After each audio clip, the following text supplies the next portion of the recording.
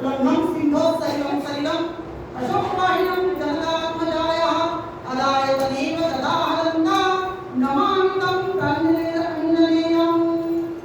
खरं तर मानवरा तुम्ही रामाची सेवा माझा अधिकारही नाही आणि अभ्यास तर नाहीच नाही, कारण मी समोर पाहते इतकी दिग्गज असणारी एक उघडपणे असणारी श्रोते त्याच पद्धतीनं बघते आणि सूचक आहेत, पण माझा अधिकार नाही, पण माझं सौभाग्य आहे की माझे वडील आणि माझे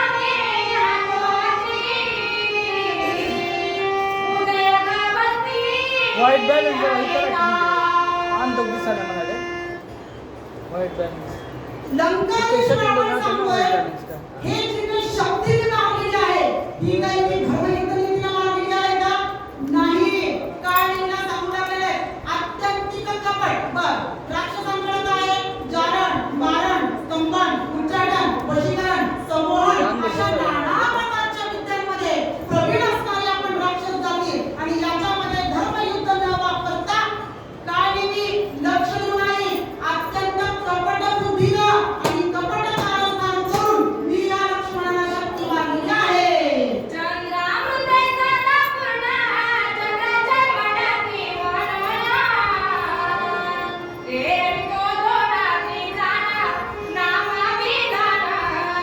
आणि या कपटाला मारलेल्या शक्तीचं भेदन करण्याची ताकद उत्तरेकडे जो असणारा पर्वत आहे ज्याला द्रोणागिरी असं सुद्धा नाव आहे पण चंद्राच्या किरणांमध्ये जे अमृत आहे ते अमृत त्याच्यामध्ये शोषण झाल्यामुळं एक प्रकारच्या औषधी वृत्ती निर्माण करण्याची ताकद त्याच्यामध्ये असल्यामुळं त्याला अजून एक नाव आहे ते म्हणजे चंद्रांचल अशा दोन नावाने अत्यंत प्रसिद्ध असणारा या पर्वत आणि या पर्वतावरच्या अत्यंत बळावेगानं प्रत्यक्ष प्रभू रामचंद्राचं कार्य सिद्ध करण्यासाठी गेलेला मारुती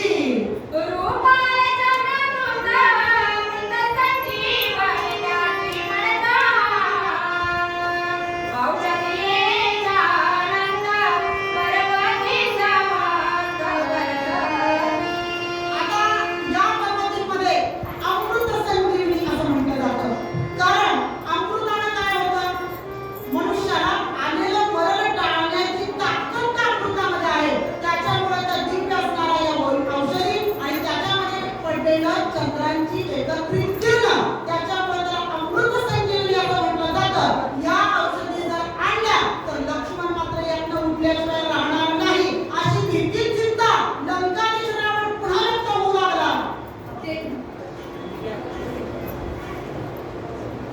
झालं का तिथून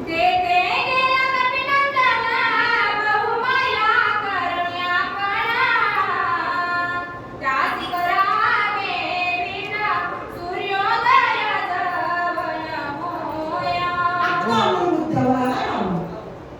आतापर्यंत चिंता सांगितली पण या चिंतेतून पुन्हा नेमकं काय काम करायचंय ते का मी तुला आता सांगतो मी शक्ती कशी मारली कपटाला मारली तू पण राक्षस मी पण राक्षस आणि आपल्याकडे ही असणारी कपट विद्या आता मी तुला सांगतो या औषधीपर्यंत हनुमंतराय पोहोचण्याच्या अगोदर तुला सुद्धा कपट वापरायचंय आणि तुला काय करायचंय आणि हनुमंतराय गेलेल्या कार्यामध्ये तुला विघ्न कसं आणायचंय हे सुद्धा नीट तुला कपटनीतीला सांगतो असं अभिवचन सुद्धा इथं लंकाधीश्वरावर काळजीला सांगू लागला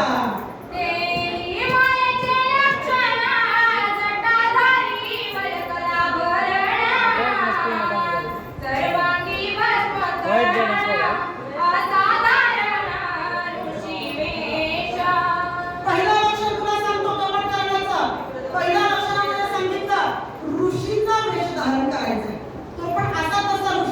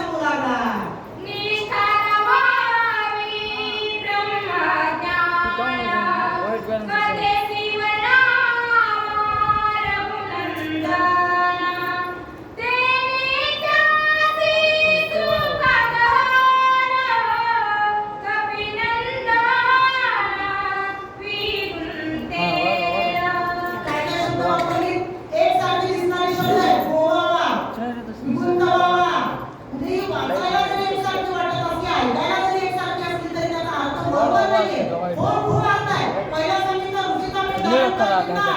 नंतर सांगितलं शहर आश्रमाची निर्मिती लागेल. कर, झाडाला थांबव, अडकव. तसा नाही अडकला तर फळांची निर्मिती कर, जलाशयाची निर्मिती कर, काहीही कर. मी गुंतव, अडकव आणि आता जर तसा नाही अडकला, असाही नाही अडकला तर शेवटचं सांगतो कसं अडकवायचं. मारुतीला अत्यंत प्रिय असणारी काय आहे? रामायण. रामायण अत्यंत जीवाचा विषय आहे. त्याच्यामुळे तर असा नाही अडकला, तसा नाही अडकला तर काहीही कर, पण त्याला तिथं खोल खोल अडकवण्याचा प्रयत्न कर. त्याच्यासाठी तुला काय करावं लागेल? कपटाने तरी का होत नाही, पण रामकथा अत्यंत सुरसपणे, सजगपणे मारुतीला सांगावी लागेल. आदित्य करावे हनुमंता, सुरस सांगावी रामकथा. जेणे मुक्ती परमपिता, तेथे सर्वथा करावे. या सर्वांना शब्द काय वापरला आता? गुंती. म्हणजे अडकलाच पाहिजे. येणं केलं प्रकारे या सगळ्या गोष्टींमध्ये जरी तो अडकला नाही तरी सुद्धा रामकथा इतकी काही रसाळ सांग की त्या कथेमध्ये श्रवण करता करता, कारण काय आहे रामकथा? कथा परिसता रामायण. पूर्वज उद्धरतील जाण, पूर्वज उद्धरेल नवकोण, उद्धरेल जाण त्रैलोक्य. या त्रैलोक्याला पावणे करणारी ही रामकथा कपटानं हे अत्यंत महत्वाचं आहे. आपण खरोखरचे ऋषी नाही, आपल्याला कपट करायचंय, कारस्थान करायचंय, पण काहीही करून हा अडकलाच पाहिजे. म्हणून रामकथा सांग असं पुन्हा पुन्हा लंकाधीश रावण काळजीने विनंती करू लागला. या दोन्ही महिला भगिनीला आमचे येथील राम पाटील यांनी 101 रुपये देऊन बहुमान दिलेला आहे. याचा त्यांनी स्वीकार करावा असं मी विनंती करतो. तेथे महाशूर राक्षसी, प्राणी माता सगळे नासी. आपण मुक्ती साधावी ऐसी, जे कपिनासी ते गिळली. असं करून बघ, तसं करून बघ, या प्रकारानं बघ, त्या प्रकारानं बघ, सगळ्या गोष्टी आता काळजीने सांगितल्या आणि शेवटी सांगितलं. शेवटचा उपाय सांगितलं तुला. बघ, सापही मरेल आणि काठीही तुटणार नाही. भोगला जाणार, पण कशा वाचून? सुंदे वाचून. कसा राहणार सांगू का काळजी? सगळ्यात जरी नाही अडकला तरी त्या आश्रमाच्या मागं असणारं सरोवर आणि त्याच्यामध्ये नित्य वास्तव्याला असणारी महान भयंकर असणारी गाई. काहीही कर आणि त्या पाण्याजवळ जर हा मारुती गेला तर आपल्याला काहीही करण्याची गरज लागणार नाही. हा मारुती आपोआपच तिकडं मरेल आणि आलेलं संकट टळेल. असं सुद्धा काळजीला सांगू लागला. औषधी समीपास विस्तार, जळे संपूर्ण सरोवर. सुंदर कमळी मनोहर, तेथे पवित्र गोवावा. हात जोडले काळीने, पाया पडतो तुझ्या. मी तुला सगळ्या प्रकारानंतर कटकारस्थान कसं करायचं हे सांगितलंय. कपटबुद्धी कशी वापरायची सांगितलीये. मायावी पद्धतीनं ताबडतोब तू धारण कर, आश्रमाची निर्मिती कर, सगळीकडे असणारी नाना पद्धतीची गोड फळांची निर्मिती कर आणि असणारं पाणी याच्या सुद्धा जलाशयांची लवकरात लवकर निर्मिती कर. या असणाऱ्या सरोवरामध्ये आपलं पोट रमून जावं, तिथं थोडी विश्रांती घ्यावी, श्रम परिहार करावा. म्हणून देखण्या देखण्या कमळांची सुद्धा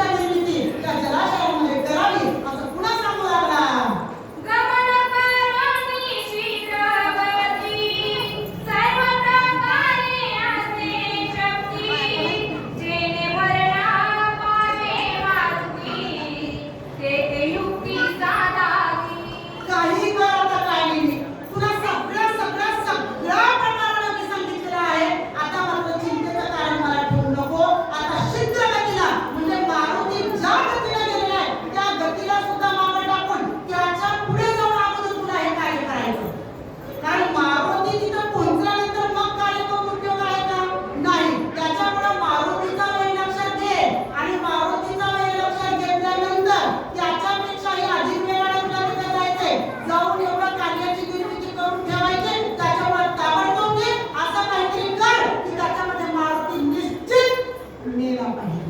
मी तुझं सांग कपटगती कवली वार कपट मूर्ती तेथे माझी काय युक्ती सर्वथा मारुती मारा. शाळेतल्या लंकाई श्रावण म्हणतोय, बाबा मी सुद्धा कपट करणारा आणि तू तर प्रत्यक्ष कपटाची मूर्ती. म्हणजे जर कपटाची मूर्ती म्हणून कुणाकडे बघावं तर कुणाकडे बघावं लागेल सांगेल. अरे तुझ्याकडे काय ते इकडे बघावं. मग अजून मी तुला कपट काय शिकवू? अजून कोणत्या पद्धतीने शिकवू? चल ताबडतोब काय कर, कार्यसिद्धी करायला. मरण पावला हनुमंता सौमित्र मानेल त्वरित मरण पावेल रघुनाथ दोघा मृत्यू त्याचे. या कपटामध्ये जर मारुती मरण पावला त्याचा परिणाम तुला सांगतो, लक्ष देऊ नाही. याच्यामध्ये जर मारुती मेला तर दिव्य औषधी घेऊन काही मारुती वापस येणार नाही. म्हणजे आता दुसऱ्या क्रमांकावरती मरण कुणाचं निश्चित आहे? लक्ष्मणाचं. लक्ष्मण मेला म्हटलं की आता राम काही जिवंत राहू शकत नाही. एका मारुतीच्या मरणानं हे दोघे बंधू सुद्धा 100% मेल्याशिवाय राहणार नाही. मरण पावला रघुनंदन कैसनी वाचेल विभीषण सुग्रीवही सांडील प्राण अर्धक्षण न लागता. खूप मोठं कार्य तुला साधायचंय. याच्यामध्ये मारुती मेला की लक्ष्मण उठणार नाही. लक्ष्मण उठणार नाही म्हणलं की पुन्हा राम मरेल. राम मेला म्हटल्यानंतर शरणागत आलेला विभीषण सुद्धा म्हणेल आता मी काय करू, म्हणून तो सुद्धा मरेल. बरं विभीषण मेल्यानंतर 8 भगवान 56 कोटी वरंगळ 72 कोटी आसमान यांचा जो प्रभू आहे तो म्हणजे सुग्रीव. सुग्रीव सुद्धा याच्यातनं वाचणार नाही. असं भाकीत काय केला लंकाधीशाला सांगू लागला.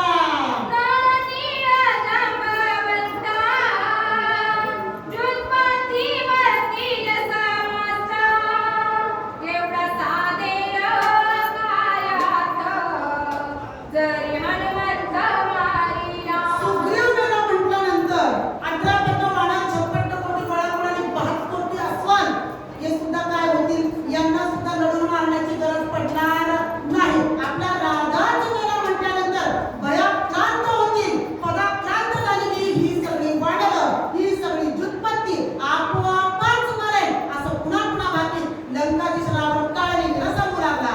मनुनी धरिले दोन चरण देणार धराच्या जण चिंता सागरी बुडता पुन्हा तारू आपण स्वयं व्हावे. आता या चिंताच्या असणाऱ्या या समुद्रामध्ये मी आता खोल बुडू लागलेलो होतो. पण काय झालं? काळ नेहमी तू प्रत्यक्ष माझ्यासाठी काय झाला? याच्यातनं तारून नेणारा तारक म्हणून तू माझ्यासमोर आला. त्याच्यामुळे आता तुला विनंती करतो आणि मी दिलेलं कार्य जर तू सिद्ध केलं तर या त्रिकुट पर्वतावरती असणारी देदीप्यमान सोन्याची लंका ज्याचा असणारा मी हा लंकाधीश रावण, पण या त्रिकुट पर्वतावरची सगळ्यांना हवी हवीशी वाटणारी लंका याचं अर्ध राज्य मी लंकाधीश रावण तुला काळनिंगला देईन आणि मी तुला राज्याभिषेक करेन. असं सुद्धा भाकीत इथं लंकाधीश रावण काळनिंगला वचन देऊन सांगू लागला. मग आपलांनी बाकी बहुता पण चरणावरी मागुता मज होतसे प्राणता अवस्था जीवदाता तू होई. काय करू एवढी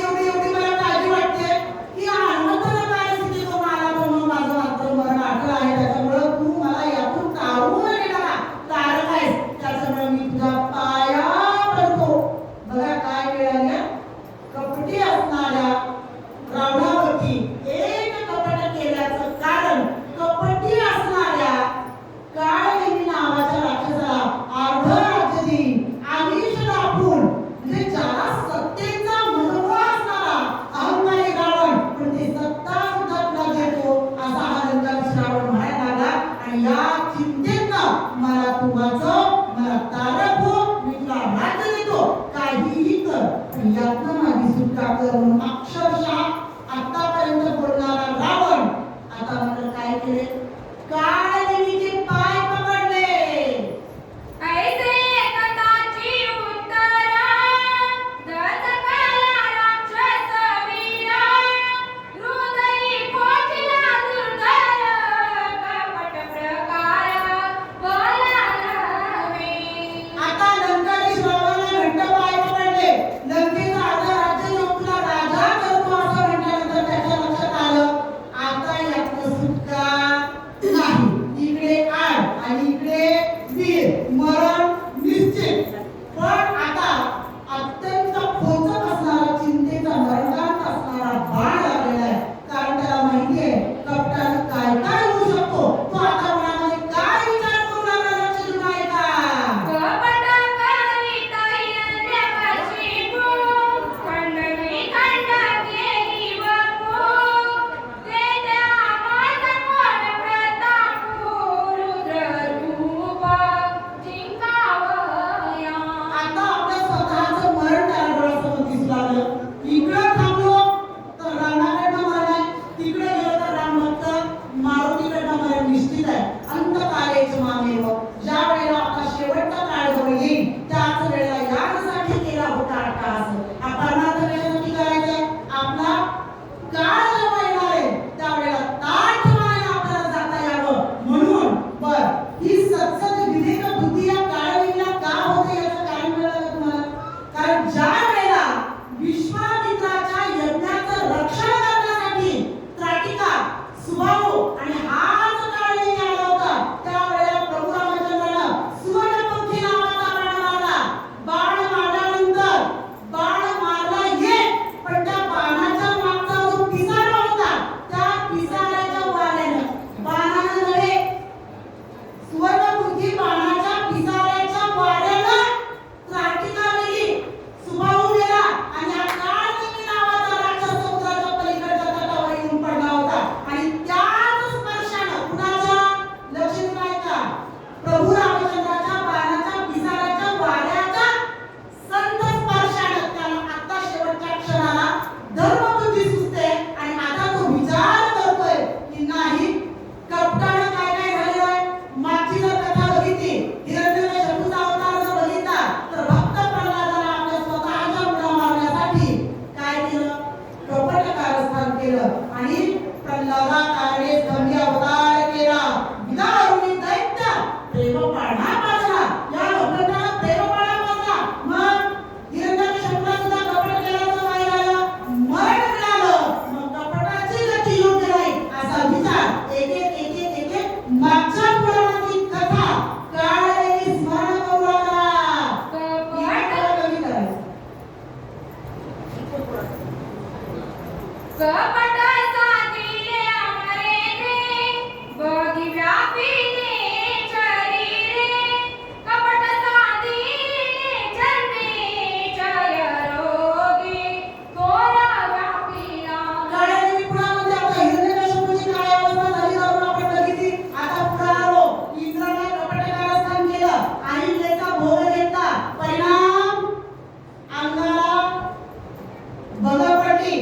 चंद्राने कपट कारस्थान केलं. गुरुपत्नी गमनाचं पातक लावून घेतलं. कपटाचा परिणाम क्षयरोग.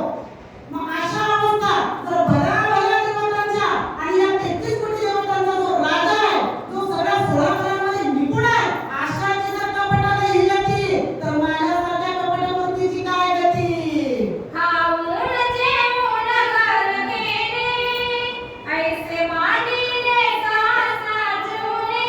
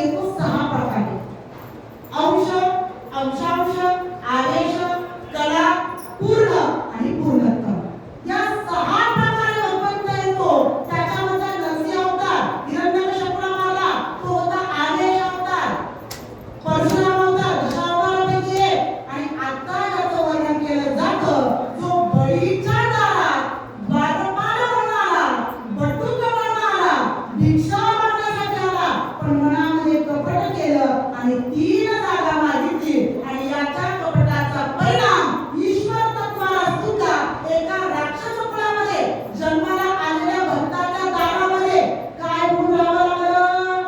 द्वारपाल म्हणून राहावं लागलं. हा परिणाम भगवंताला ईश्वर तत्वाला केलेल्या कपटाचा परिणाम असं स्मरण इथं काळवेली अंतःकरणामध्ये करू लागला.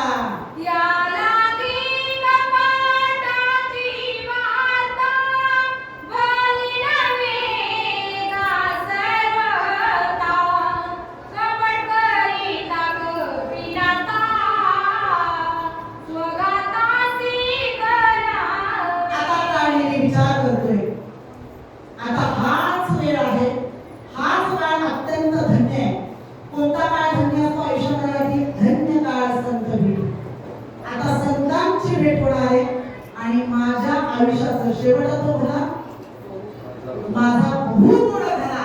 आता माझा शेवट गोड गोड गोड होण्याची वेळ आलेली आहे.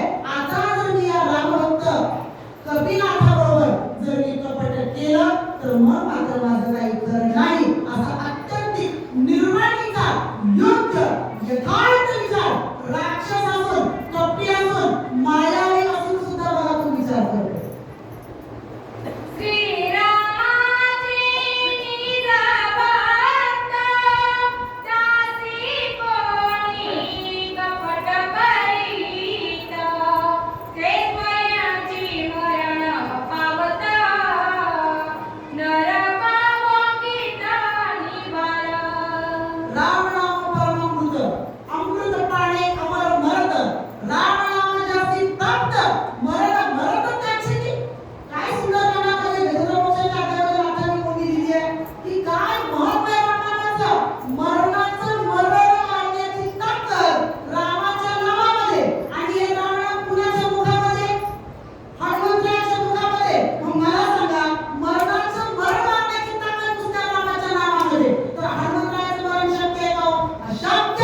मग काय मी म्हणतो शक्य नाही बरं? कपिनाथाला मारणे एवढं सोपं नाही. आणि हनुमंतराय हा असा कसा आपल्यासारखा शक्तिपुरता किंवा रामायणपुरताचा भक्त नाही मला. हनुमंतराय शब्द वापरलाय मातांनी, निज भक्त. निज म्हणजे निक्का किंवा त्याला म्हणू आपण निज भक्ताची लक्षणं काय? जे अनेश चिंतिती रामासी, राम चिंतित तयासी, स्मरणाची महिमा ऐसी, देव भक्तासी ध्यातसे. अरे स्मरणाची महिमा एवढी अत्यंत बलशाली आहे की ज्या भगवंताचं तुम्ही नाम घेता तो भगवंत नामाचं काय करतो? सातत्याने चिंतन करतो. म्हणजे ज्याच्या मुखामध्ये भगवंताचं नाम आणि ज्या प्रभू रामचंद्राच्या हृदयामध्ये भक्त, त्याचं मरण अशक्य. हनुमान श्रीरामाचा किंकर, श्रीराम भजनीय तत्पर, त्यासी कपट करी जोडर, त्याचे शरीर माझे राम. आता काळजी म्हणतो अशा असणाऱ्या रामभक्त हनुमंतरायाचं मरणाचं जर कपट मी करू लागलो तर यातनं मात्र मी स्वतः काळजी माझं मरण निश्चित. या कपटातनं मात्र मी काही वाचू शकत नाही. ऐसे जाणतो मी आपण, स्वतःत से रावणा, कपिसीचे विन करणा, ते माझाची मरण ओळखले. आता काळजी मी विचार करतोय की लंकाधीश रावणाला नाही म्हणण्यात तर काही तथ्य नाही. तुझं मी काम करणार नाही यात तर काही तथ्यच नाही. मग या पापी असणाऱ्या लंकाधीश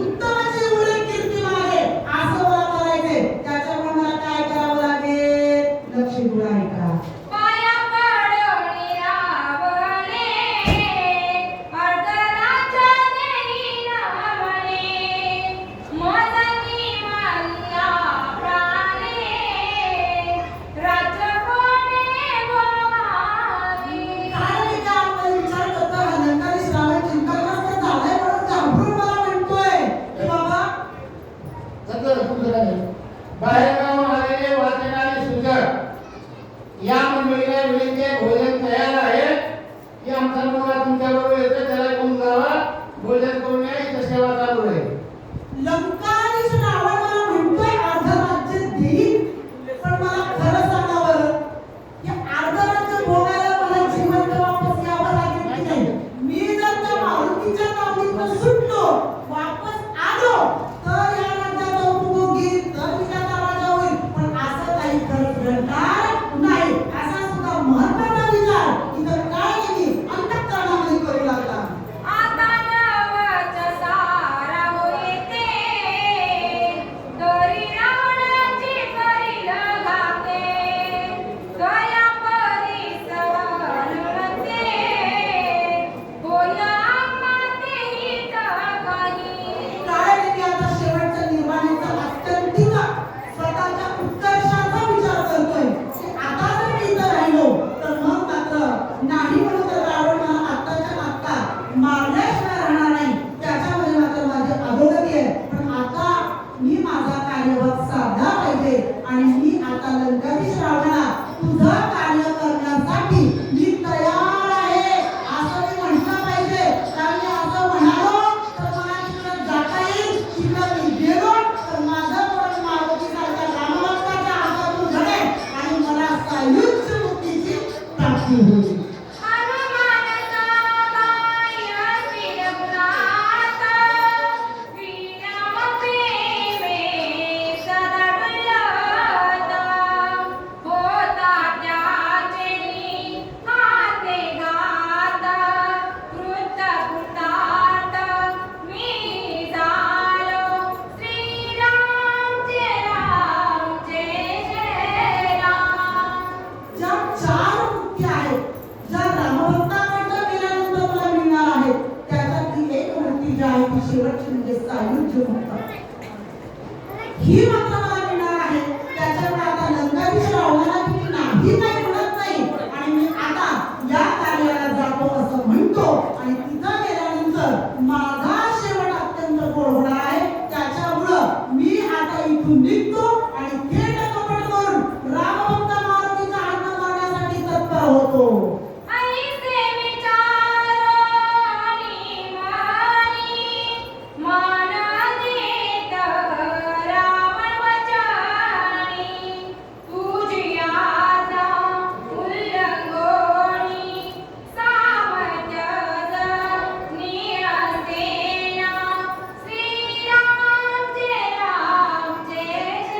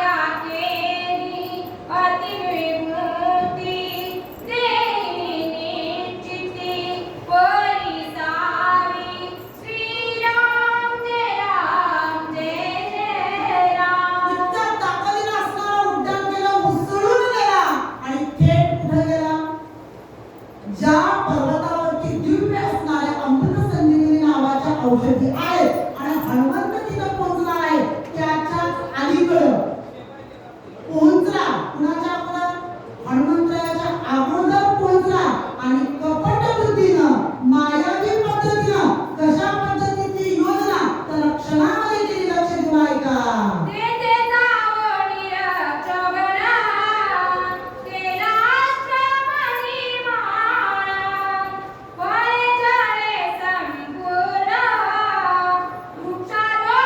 वृक्षारोपणाची रम्य मायावी असल्यामुळे त्याला काही वेळ लागला नाही आला होता का होता बस लगेच निर्मिती गेल्याबरोबर तात्काळ ज्या ज्या पद्धतीने लक्षणं कशी कशी कपटानं काय काय कधी निर्माण करायचंय त्या अगोदर कोणी सांगून ठेवलं होतं लंकाधीश रावणाने सांगून ठेवलं होतं त्या पद्धतीनं काय केलं ताबडतोब काय केलं सगळ्या गावाला सुंदर असणाऱ्या आश्रमाची निर्मिती केली आपण घेऊन या किंवात्र तापसवेचे निशाचर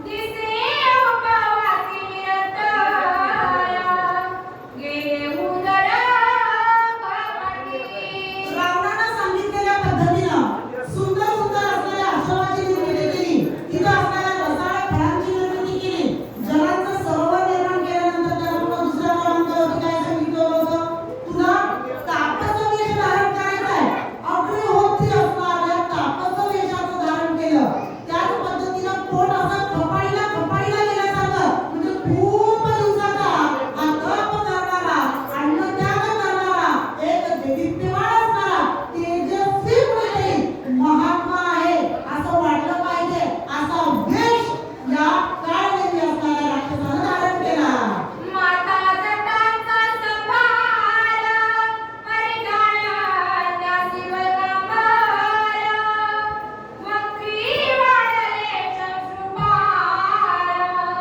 आगिरी नित्य वासती नाथ महाराजांचं रामायण म्हणजे नवरसांचं लेखन आहे त्याच्यामध्ये तुम्हाला नाना प्रकारचे रस बघायला मिळतील वीर रस असेल शांत रस असेल करुण रस असेल शृंगार रस असेल विभत्स रस असेल इथं नाथ महाराज विभत्स रसाची योजना करतायत कारण हा विभत्स असणारा काळजी मायावी पद्धतीने त्याने घेतलेलं तापसी देश आणि त्याच्यामध्ये त्यांनी अग्निहोत्र असल्याचं भासवलेलं आहे जटांचा संभार रचलेला आहे सर्वांगावरती त्यांनी भस्मचर्चित केलेलं आहे आणि शश्नृ याचा अर्थ तोंडावरती असणारा दाढी आणि मिशा याचे लांब लांब लांब केस वाढलेले आहेत अशा पद्धतीचा तापस वेश मायावी स्वरूपामध्ये काळनेमीनं धारण केला काकवर हात लिंग उडाले केशात वानप्रस्थ रूपतेत जप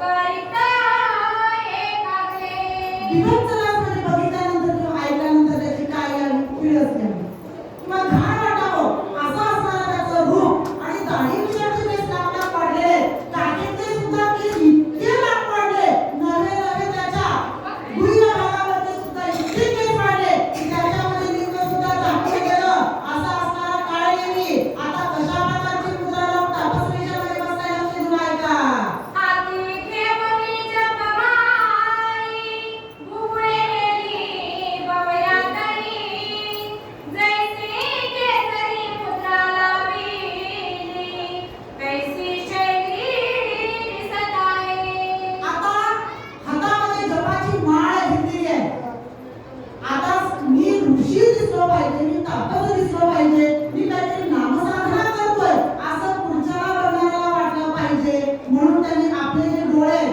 ते आपल्या वरती म्हणजे आभाळाकडे खेचरी मुद्रा लावली आहे आणि पुन्हा आपली आतली जीभ उलटी टाळूला चिटकवणं डोळे आतमध्ये पुढे नेणं याला म्हणायचं खेचरी मुद्रा आणि ही योगामध्ये असणारी खेचरी मुद्रा हातामध्ये जपाची माळ घेऊन अशा पद्धतीची अवस्था करून काळनेमी कपटी स्वरूपामध्ये बसलेला आहे गालोनिया वज्राचा करोनिया एकाग्रता भगवता नरनिधान कार्य गगन कपिचे बाह्य स्वरूपाचं वर्णन केलं भिंगुळ वाटी असणारं पिळस असणारं असं असणारं त्याचं स्वरूप हातामध्ये जपाची माळ घेतलेली आहे खेचरी मुद्रा लावलेली आहे आणि आता मात्र ध्यान केलं केलेलं आहे. ते ध्यान कसं केलं तर अगदी भगवत नाथ हा शब्द वापरत आहे. त्याला एक रूप दिलं की ज्या पद्धतीनं पाण्यामध्ये बगळा ध्यान करून कशासाठी असतो, पाण्यामध्ये येणाऱ्या माशांना पटकन खाता यावं म्हणून ज्या पद्धतीनं तो ध्यान धरतो तसं भगवत म्हणजे बगळ्यासारखं ध्यान धरून हा कपी इथं बसलेला आहे.